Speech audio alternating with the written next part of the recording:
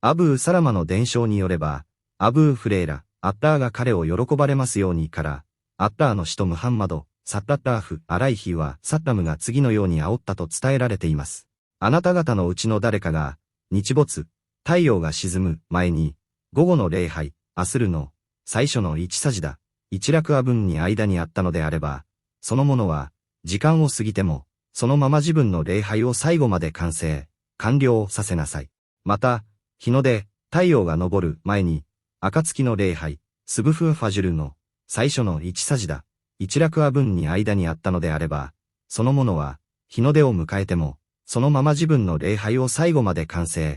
了させなさい。サヒーフ・アルブハーリー556番。ハディースの解説。イスラームの礼拝、サラーは、人間の裁量によるものではなく、神聖な法によって定められた崇拝行為、タウキーフィー、啓示に依拠するものです。預言者ムハンマド・サッタッターフ・アライヒは、サッタムはその正確な時間帯を定め、それぞれの礼拝の開始時刻と終了時刻、そしてどのようにすれば、時間内に間にあった、お付き合いできたとみなされるのかを明確に示されました。このハディースにおいて、預言者サッタッターフ・アライヒは、サッタムは、礼拝が時間内に成立するための最小限の分量、基準を説明されています。義務礼拝の開始が遅れ、時間が完全に終わろうとしている、出ようとしている状況であっても、時間が切れる前に、少なくとも一ラクア、一サジダを捧げることができれば、その礼拝は時間内に捧げられた、定時礼拝、アダーンとして成立します。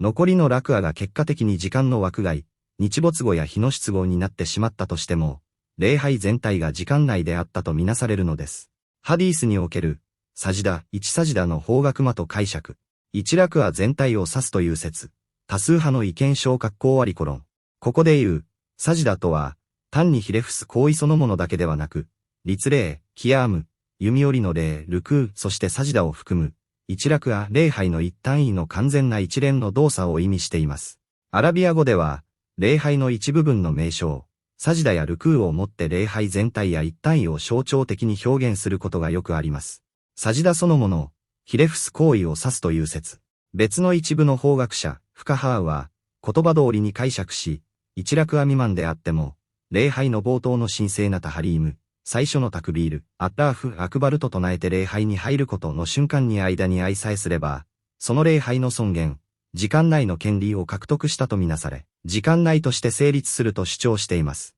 なぜファジュル行とアスル、午後の二つだけが言及されているのか。この救済規定は、これら二つの礼拝だけでなく、すべての義務礼拝に共通する普遍的なルールです。それにもかかわらず、なぜファジュルとアスルだけが具体的に挙げられているのでしょうか。その理由は以下の2点にあります。時間の境界線、昼夜の移り変わりだから。この二つは一日、昼間の両端に位置しています。礼拝の最中に太陽が昇ってきたり、ファジュル時沈んでいったり、アスル時するのを視覚的に確認しやすいため、もし預言者がこの規定を明かしていなければ、人々は、太陽が出た、あるいは沈んだ瞬間に自分の礼拝は手遅れ、時間切れになり、無効バートルになってしまった、と誤解してしまう可能性があったからです。日の出日没時の礼拝禁止規定との兼ね合い。預言者サッタッターフ・アライヒは、サッタムは、太陽が昇る瞬間と沈む瞬間の礼拝を、異教徒の太陽崇拝との類似を避けるため、原則として禁じられました。